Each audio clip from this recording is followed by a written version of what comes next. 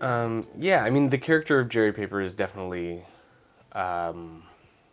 me. I mean, it's definitely me. It's if anything, it's a like kind of cartoonish version of myself that I'm able to wear in order to express myself more honestly. Like I don't know, like my movements on stage, it's so much like I'm very free, and I don't know if I can get to that point unless I'm able to like wear a mask of myself.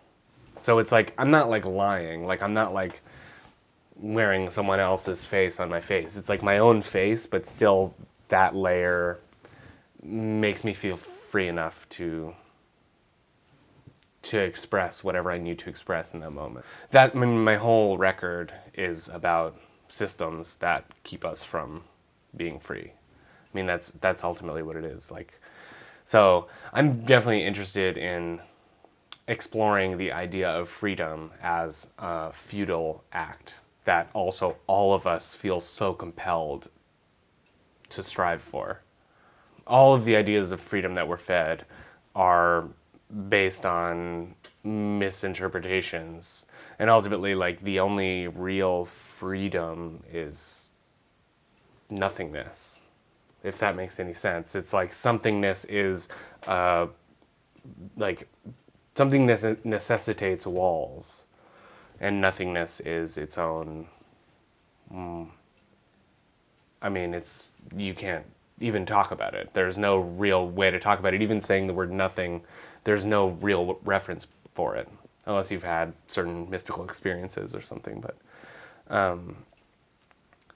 so I don't know. I was very interested in that and exploring this drive, at least this American drive. I don't know. I'm such a product of my own the systems that I was brought up in that I don't know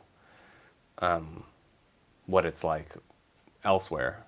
But definitely we're raised with this idea that like freedom is something we should strive for, and then every single person makes their own definition of freedom, and then it's all these different definitions of freedom butting up against each other. Like that's ultimately why America is imploding right now because it's just this like all of these people with different ideas of good and bad and different ideas of freedom and constriction, all kind of rubbing up against each other. Yeah, well, it's just I can't. If I were to take social media seriously, I think I would be extremely sad all the time, and every time I do, I feel bad. So the only way that I can engage with it while retaining my sanity is to fuck around. But I definitely think I don't know. It's I don't know how to phrase this. It's odd. Social media is so prevalent now that like a lot of our ideas of what people are like is based on their social media profile that they've created to like show you who they are. But I think it's very bad for you to do that. Like it seems like every time I've put any energy into any social media thing, it just makes me feel really bad and empty. So I don't like to do that, but it's just funny to see then people engaging with that and like treating that as a real version of your persona or who you are as a human being. And it's just like this kind of like surface crap that you toss something on because you're supposed to. So I think ideally I would just delete all of my accounts and never look at it. But I think I have to because I have to remind people that I exist, and like everyone's just staring at their phones anyway, so I might as well try to put myself on there. So because what I really care about is making music, and I want people to listen to that, and for me, music is very much a communication, and I'm making it specifically to interact with people and to connect with people and to connect with myself. I don't think it's impossible to make change in the world, but I do fear that things have gone too far. That things have gone too far, and that, I mean, yeah, I don't know. The systems that have been been in place for the past few hundred years, like pretty much since European global supremacy. It's been pretty bad and been getting worse. So I feel like I just don't know how we can get out of it. I don't know what the exit strategy is. I don't necessarily think that we're going to reverse it. I think if anything, we will we'll adapt. I think that's the best case scenario, is we'll adapt to the hellscape that Earth will become. And I also think that while I may have just said a bunch of very negative, pessimistic things, I also love being alive and like cherish every moment that I have as a human being on this earth, taking in sensory data and creating a world in my mind and then engaging with it. Like that corresponds somewhat to the world around me. Like I love this. I love being alive. I love people. I love meeting people. I love everything about this. So while it's all gonna be really bad and it's all kind of like, I think it's, you know, we're definitely heading towards the end. I don't know if that's going to be another 100,000 years or 50, but you know, you just kind of have to like take each moment as it comes to you. I guess my main worry is that the people who will be surviving this next catastrophe are just going to be the like shitty, greedy billionaires who then will be left with a world with no one to exploit, and they're going to all kill each other. That's really what I see is like global catastrophe. Most of us die. There are 500 super rich people who are able to escape the planet. They have no one to exploit. They don't know any system that doesn't involve exploitation, and then they kill each other. That's what seems the most plausible to me right now. But also, I don't know what the hell I'm talking about. I would also love to be wrong, like so very much, like, you know. I mean, I think the role that CGI plays for me has a lot to do with psychedelics, and my understanding of reality and how we engage with the world, or just how our brains work. That, you know, we take in sense data and then our brains kind of like make sense of it and put it into this like world that we engage with, which is real. Like I'm not a solipsist or anything, but definitely our perception of the world is created within us. That's undeniable. So I think it's interesting to be able to play with that in CGI, and like as it gets more and more realistic, or you can just do a lot of interesting things with it. So I always collaborate with artists who work in that medium. I think the first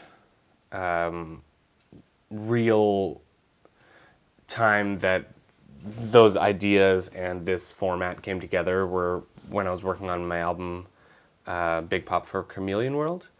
I made a video game of the album with my friend Cole Cush, who lives in Canada. And we we like took each song, and each song has its own little world you can explore, and then you can like go through the whole thing. So I just found that was like an interesting way, a more engaging way to go through the album listening experience, like more interesting than a music video or anything. I guess what's interesting about CGI is that it comes a bit close to what we actually see, but not enough.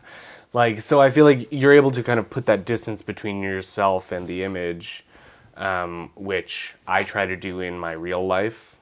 Like I try to do that when I'm looking out into the world, to acknowledge that it is a representation of in my mind of whatever data is coming in through my ears, eyes, and skin,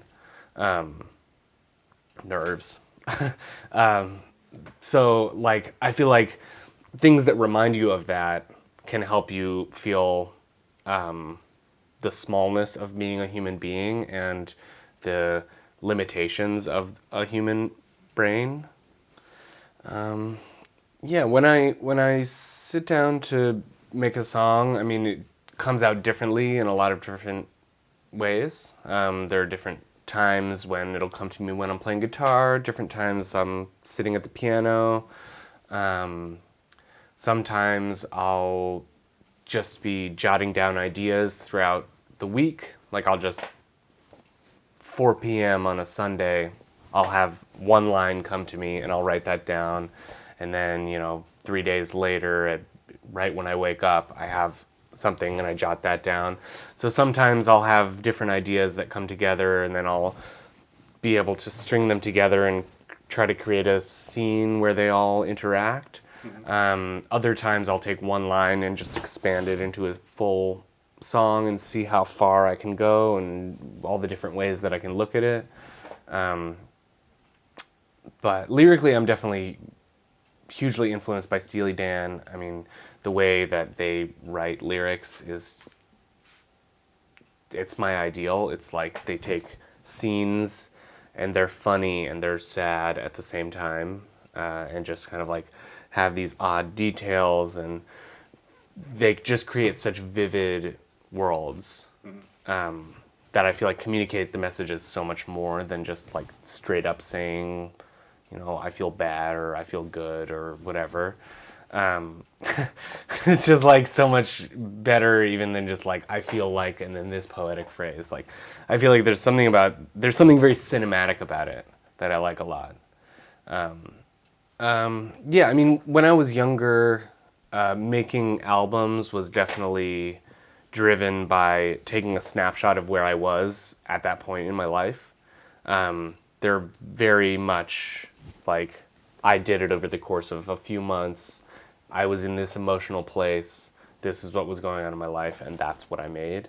And then as I've gotten older, I've gotten more interested in demoing things out and then re-recording them and making them sound fuller. So what it ultimately feels like to me is like you take a snapshot of a time, which is the demo, and then you layer it over with a snapshot of another time, which is when you actually do the recording.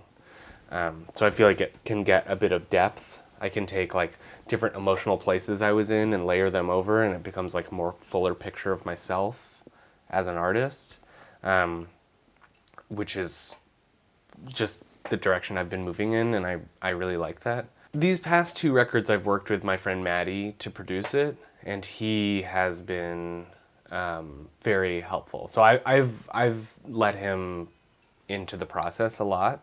They're definitely my songs that I wrote, but he has definitely like pushed me in different directions that at first I felt, okay, I'm not sure about this, but we'll try it, and then realize that he's really helping bring out what these songs actually are more so than I could myself. So it's definitely like I definitely wouldn't put something out that doesn't feel like it was me, or that was not a true reflection of what I was trying to express in that, but also other people's input can bring out the message of a song more than the person whose original idea was.